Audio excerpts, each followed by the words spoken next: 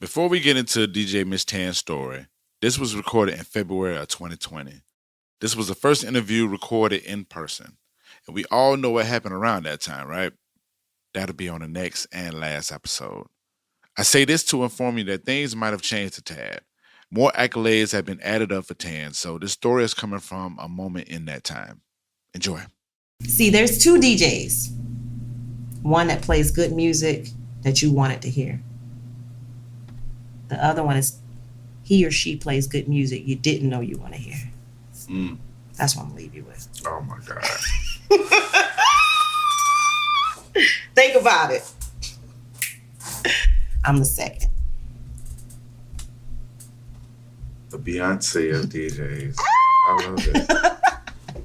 Yes, me too. I just came up with that too. That's the power. Yeah, I'm about to say that's a tagline. Please use it somewhere.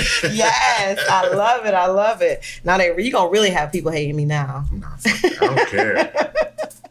All right, decent spot for an intro. Here we go. DJ MsTan, actress, event planner, host, social media manager, artist consultant, podcaster at MsTan Talks. She's a notary and a DJ. And not only a DJ, the Beyonce of DJs. Tan has been a friend for a great minute. Like, from life talks to our sons hanging out friend.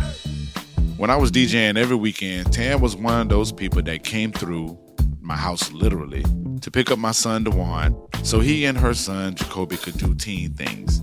From that, I respected her. But as she eased back into the music world, seeing her grow was all respects too. And the backstory is even better. I don't think anybody knows this. I went to school for radio and television. So, but I had Jacoby when I was my last year of college. So with radio, you got to travel. Mm-hmm. You know what I'm saying? So I got a radio job right after college, but then I had a newborn baby. And I was at Q105.7 here in Jacksonville. It was a Black-owned station. And I was in the morning show. So you get up at 4 a.m. You know, you got a little baby. It just don't work. So then another affiliate wanted to pick me up. And so me and my baby couldn't move. You know what I'm saying? It wasn't a lot of money. Mm-hmm. So I gave it up. Here come the kids coming to sprinkle their little inspirations on you about your dreams and stuff. And fast forward, I used to do karaoke for the family and for my kids and radio. And one day my son, he was like, "Mom, I want you to DJ," because he's Pop Warner, for me and Mom. I was like, "Nah, baby, that's kind of past. I done, I'm too old now." And he was like, "My friends think you're cool." And I was like, "You think so?" And he was like, "Yeah, I want you to do my birthday party." And because of him, I got back into it. Boom. So Tan is back in motion with what she loves. After a few parties, events, and some karaoke sessions, Tan received an invitation to a party to DJ. She was invited to a tryout, and she was called out for being a DJ. I stand to be corrected, but I'm sure she was called out for being a female DJ. And they go, "Oh, hey, this is DJ MsTan. She say she a DJ." I was like, "Oh God, what's happening here?" Wow. So it was females like, "Oh, you a DJ? Oh, get up and rock." And I was like, no. I don't have my laptop. I was like sweating under my arms. I was like, this is not happening. I'm about to be embarrassed. Yeah. And they just kept on, "Go, show us what you can do. Show us what you can do." And I was like, Lord, if I get up here on this man's stuff and mess up, that I'm going to be a laughing stock. You know what I'm saying? But I got on that computer, and it's giving me chills every time I think about it. And I rocked the house. For the first time in my DJing career, I had to type in and find some music, and I learned that I knew what goes with what and how it worked. And everybody was just crazy from that point on. Nevertheless, she passed the test, and in 2017, she was given the green light to join Fleet DJs. Then, it went on, and they was telling me about the Fleet DJ. So I was hooked. You know what I'm saying? Like, I didn't know what it was. For me, it has been nothing but lucrative. It has been nothing but, meeting other DJs across the nation when I travel. If it's a DJ there, I know what's going on. It has its ups and downs, just like family, because people is people. You know what I'm saying? It has its drama, just like family. But for the most part, joining Fleet has been phenomenal for me. MsTan had found her tribe, and from the outside, things looked it on the up. Since then, hey, I've DJ'd in DC now. You know what I'm saying? I just had opportunities. We have DJs in Hawaii. I'm about to go visit. MsTan was doing her acting gigs, which she's great at, and I had the honor to share the stage and screen with her a couple times. She was doing her DJ gigs. Life was moving pretty cool until tragedy happened. In 2018, her son Jacoby was murdered. Before I go further, this isn't a lean at all. The story shows perseverance, so all due respect. Also, I want to send a personal rest in power to Jacoby. Like everyone else that deals with unfortunate things, DJs have to do the same. And it's a choice that we make to continue with the business and the freedom side of DJing. I feel as if Tan made a conscious decision to continue what her son inspired her to do. And for me, that says a lot.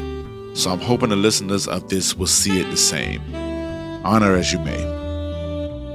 I think, to be honest, you would think that it affects it, DJing affects it in a negative way, but DJing is what helps me survive. So for 4 to 6 hours at a time, I don't have to think about it. You know what I'm saying? I get to make other people happy. With the grief, however, when I have to prepare, sometimes I don't want to do it anymore because of the effort it takes. It was effortless before then, because now sometimes I have hard time remembering songs, or I have to literally really do a playlist so I can remember what I want to do for that event before I could just pull stuff out my head. Yeah. But the cloud over my heart clouds my mind sometimes, and I can't remember. And I don't think people can even think that that's what's happening. A lot of times I get ready to play a song and I can't remember what it was. I have to go to my phone and Google it because it just doesn't come to me anymore. Yeah, I'm a music fanatic, if you haven't realized that by now. So I know how music can keep one's spirit going. Now, this is something DJs and MsTan specifically leans towards. Music is the catalyst to my soul. It can make me grieve. It can make me happy. But when I'm DJing for other people, I am just not there. I'm there for them. It's DJ MsTan. Tanya, the grieving mother, is not there. Just the music. And I say, that little boy encouraged me to do something that was in my heart because he knew, or God knew, I was going to need it when he was gone. Yeah. So that's the good part of DJing. We had more dialogue after speaking on how DJing helps her move forward. We talked about the percentage of women that hold jobs in the industry, taking requests, which she's cool with, and I'm not. Now, a request, me and you are different on that. I love requests. I love making the crowd happy. And we caught up on life as well. Of course, we also talked about women and gender expansive DJs. So I asked her if she had anything she wanted to state about women and gender expansive DJs. I want to leave the people with, if I left a legacy of DJing for females, since we're focusing on females, it's just give them a chance. Females can play the same song that a male can play, and it'll come across different because it is a female. Females think differently than men. Nothing against male DJs.